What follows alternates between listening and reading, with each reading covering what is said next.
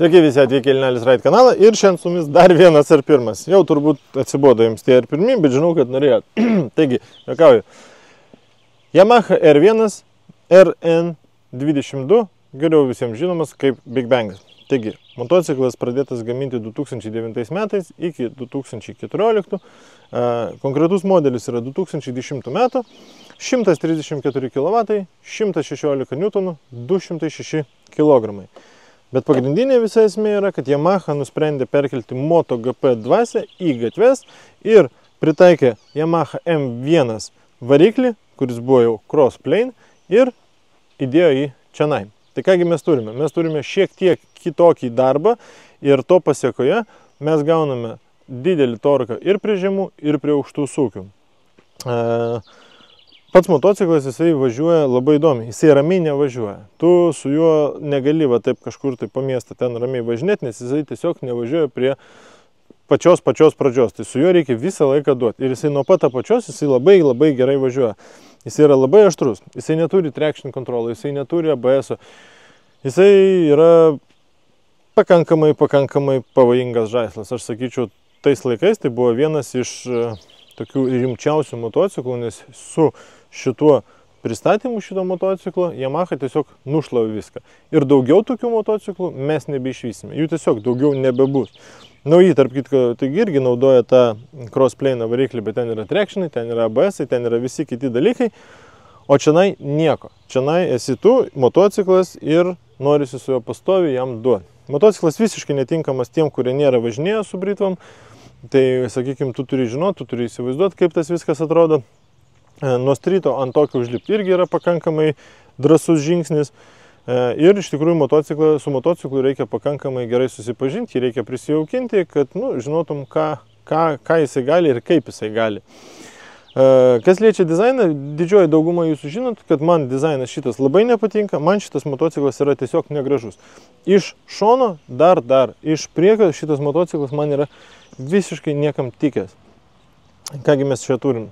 Tai išmetimas Vance & Heinzo, slideriai, rankenėlės, stabdžių žarnelės. O šiaip tai yra pakankamai standartinis motociklas. Tai kągi, aš manau, kad visiems įdomiau, kaip jisai važiuoja, šokam ant motociklą ir važiuojam. Kaip matote, aš jau ant motociklų, tai kągi mes nieko naujo, degimas, maudai, ilgos trumpos, viskas kaip ir labai standartiškai, raktelis taip pat stringa, tai raktelį, kaip jau minėjau, reikia šiek tiek į apačią ir tada pasukti, ir tada jis nestringa. Yra labai paprastas skidelis, greitis, odometras, bėgiai, shifteris ir didelis apsukų tachometras. Ir turim maudus, tai sakiau A standart ir C, tai iš tikrųjų A standart ir B. Tai va 3 maudų, juos galima junginėti važiuojant. Ir kas čia mes dar turime tripas, antras tripas, kuro sąnaudos, vidutinės kuro sąnaudos ir odometras. Nieko nereikalingo. Viskas labai gražiai ir labai tvarkingai. Tai kągi, lėkim. Tai vat, pirmas mano pastebėjimas, tai kad iš tikrųjų aš sėdžiu patogiai. Neskaitant, kad tai yra visiškai lenktyninis motociklas, tik pritaikytas važinėti gatvėmis, bet aš ant jo sėdžiu patogiai. Tai su mano ūgiu, aš čia jaučiuosi ant jo tikrai labai teisingai. Tai, sakykime, nežinau, manęs niekur neverčia, manęs niekur nespaudžia, man nieko, man tiesiog yra malonu ir patogu ant jo sėdėti. Tai va, tai tas, sakykime, važiavimas netgi apsukus yra sugraduotas, kur tu ramiai su juo, va tai, va, nepavažiuos, nes jis visas džiorginas, va toks, va, visas tampasi, tai su juo reikia važiuoti, kai su juo pradedi važiuoti, jisai tada su tavim pradeda draugauti ir šnekėti savo kalbą. Man labai patinka variklio garsas, tai iš tikrųjų turi savo specifinį, tu niekada nesumaišysi su jokių kitų motociklų. Gal ne tai, kad motociklas su jokių kitų variklių, sakykim taip, o šitie varikliai yra čianai, tai visada žinosi, kada važiuoja Yamaha R1 nuo 2009 metų. Variklis turi panašumą iš tikrųjų su V formos varikliais, V4. Ir tikrai tas torkas jaučiasi ir labai smagiai jaučiasi.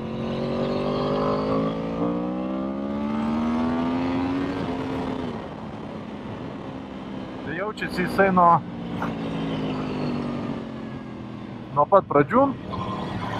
Ir to crossplane'o idėja yra, kad tas torkas jisai tęsiasi. Tai vat, tas tęstinumas ir yra tai, ką norėjo išgauti gamintojas, kad jisai turėtų torką visą laiką. Ir apačioj, ir viršuj.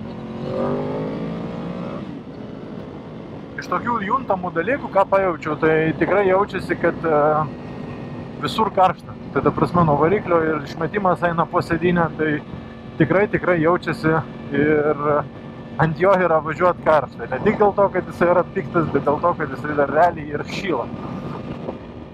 Turim tenai va demperį.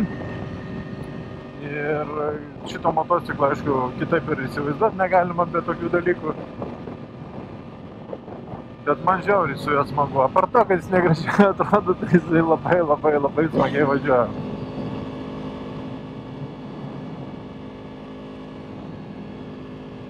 Tai labai daug buvo dirbta ties tom, kad su juo būtų gerai posūkiuose.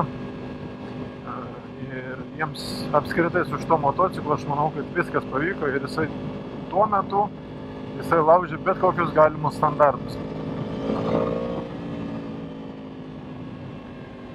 Tai atvažiuoja 6000 ir jisai iš karto duoda, jam nereikia laukti iki 7-8, važiuoja 7000, duodi jisai važiuoja. Bet įskaitant tai, kad nėra jokių trekšinų nieko, tai su šito motociklu reikia būti labai atsargiam.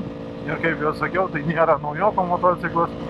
Ir tikrai turi būti patyręs vairuotojas, kad galėtum vairuoti tokį motociklą ir išnaudoti jo potencialą. Šiaip svoris 206 kg, tai kaip ir jisai nėra lengvas motociklas, bet aš to svorio nei kiek nejaučiu ir man su to viskas yra gerai. Ir šiaip motociklas jis taip ir turi būti subalansuotas, kad tu kai važiuoji, tu nejauti diskomfortų dėl jo svorio. Nu, nebent ten su kokiais, nežinau, čioperiais, galbūt tenai. Bet tenai nėra greičio ir ten tas svoris, sakykime, jisai dar turi kitokį vaidmenį.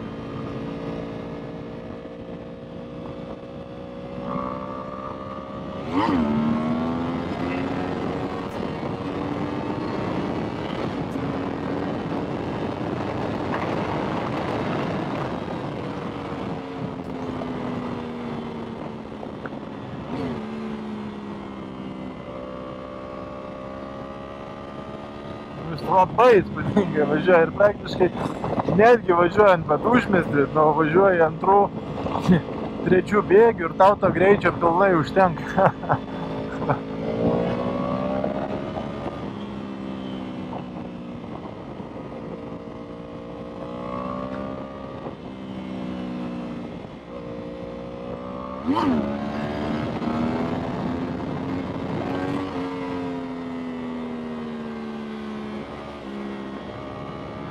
Šiaip gazas pakankamai jautrus.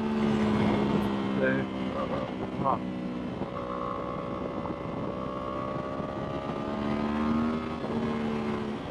Tokiais keliukais su jo pats.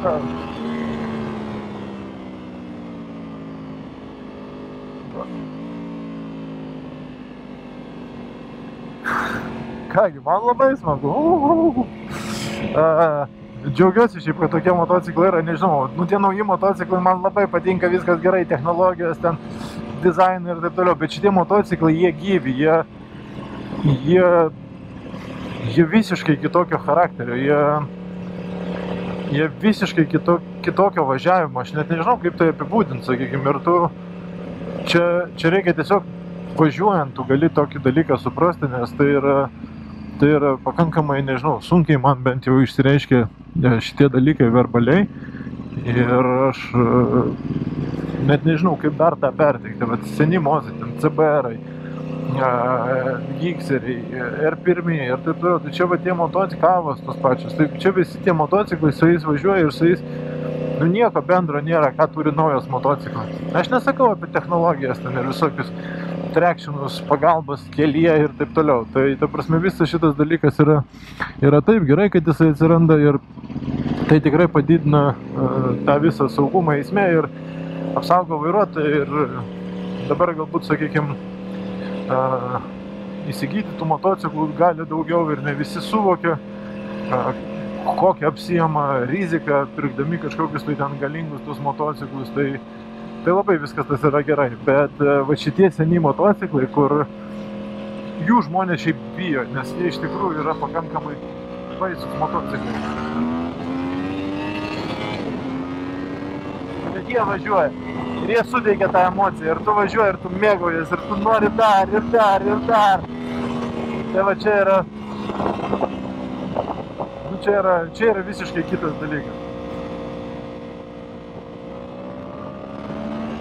Ir tu žinai, kad tą motociklą jie kūrė, jie stengiasi, jie darė, jie rizikavo, jie priiminėjo sprendimus, kurie galbūt nebuvo populiarūs tais laikais ir jiems nežinojo, ar bus pripažinimas, ar nebus to pripažinimo.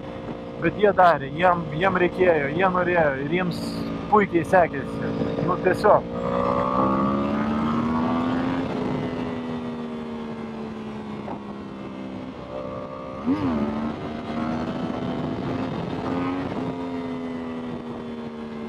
Ką nori su juo darai? Ką nori, va. Tai va čia yra motociklai, tokių motociklų mes nebeturėsim, jų tiesiog nebegamina, jų nebebus. Mes turim su to susitaikyti. Todėl reikia pirkti, vertinti, saugoti ir prižiūrėti šitos motociklus. Ir remontuoti tos motociklus. Ir nesakyti, kad čia šūdas, čia tas genda, čia yra emocija. Tai tau sugedo, susitvarkiai, o toliau tai tu gaudai tą emociją. Tai čia, nieko nėra, ko neišspręstų pinigai. Daugiau, brangiau, sakykime, vienas modelis kažkokių turėjo vienokių problemų, biškį ten daugiau kainavo, kitas kitokių. Bet čia yra motociklas, čia yra va tai, apie ką visi pasaka, apie tai, apie ką visi, nežinau, kūrė video, visi ten tie, nežinau, kažkokie tai ten nemimsa, o šitie kaip ten motyvaciniai ir taip toliau. Čia yra vat nuo čia, nes tu čia jautei, tu čia bijai, bet tau yra gera. Čia yra sunkiai suvokiama ir sunkiai perteikiama emocija. Taip yra baisu, taip tam tikri momentai yra, sakykime, o kaip bus? O bus arba, kaip sakoma, viskas gerai, arba big teistis iš tavęs, o ne big bangas. Tai, bet tai yra emocija.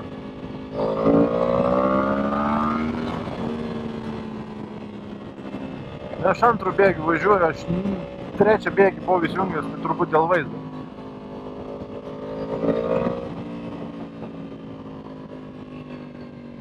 Garsas, visi girdi, visi supranta, čia važiuoja ir pirmas. Į posūkį važiuoju, guldyk dar, sako, dar, galima dar.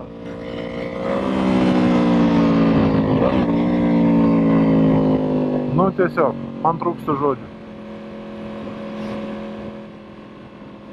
Dar jeigu jis būtų gražus, Bet neskaitant to, aš tikrai galėčiau nusipirkti ir važiuoti su tokiu motociklu.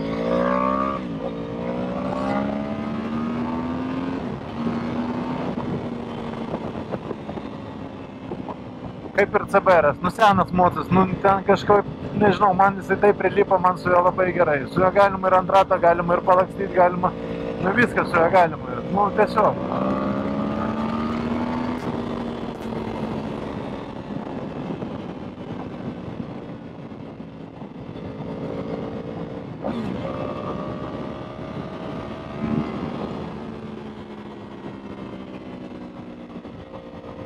Ką tu, čia...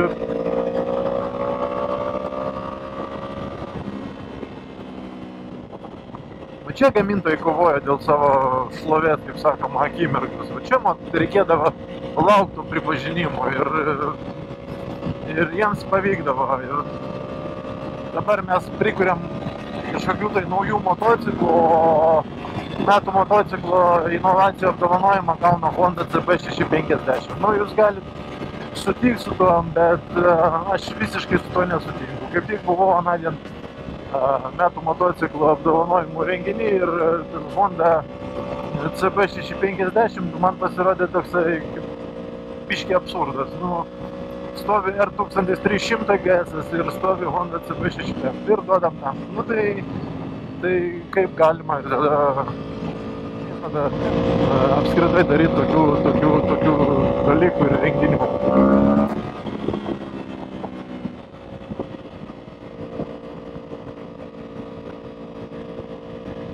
O čia visi kovoja, rodė savo galimybės, MotoGP, lenktynėse, visokios street klasės. Sakykime, iš techninės pusės ten, taip, jie turėjo ten problemų su sankabom, ten jos barška, tie krepšeliai vadinami, bet o kur problemų nėra. Tai jeigu tik tokios problemos, tai viskas čia yra gerai, nes patys pagalvokit.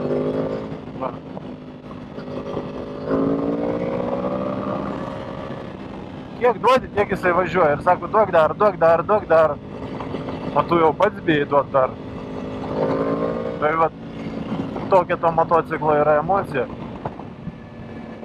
Tai prieš tai važinėjau su, sakykime, pirmuoju R1. Tai, motociklas sugeba išlaikyti tą dvasią, sakykime, iki labai naujausio modelio. Tai yra labai sunkus darbas, kad visą tą laiką tu galėtum gaminti daiktą, atitikti kažkokius, tai, sakykime, reglamentų standartus ir tu vis dar būtum, sakykime, žmonėm su tokia pačia emocija ir su tokia pačia dvasia. O jiems pavyko. Jie puikiai išmano savo darbą, tie japonai, jie labai gerai žino, ką ir kaip reikia daryti.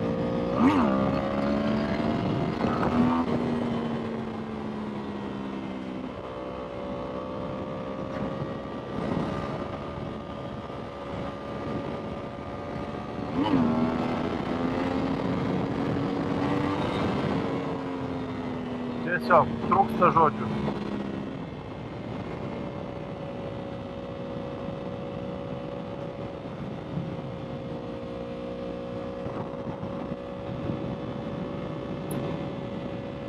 Tai va, dar šiek tiek prasivažiavom, dar vienas motociklas į mano, kaip sakoma, krepšelį.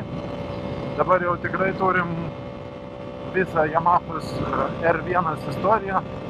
Tai, manau, sekantį galima pradėti krapštyti Suzuki GSX-R. Tai netikiu, kad ten bus tiek emocijos.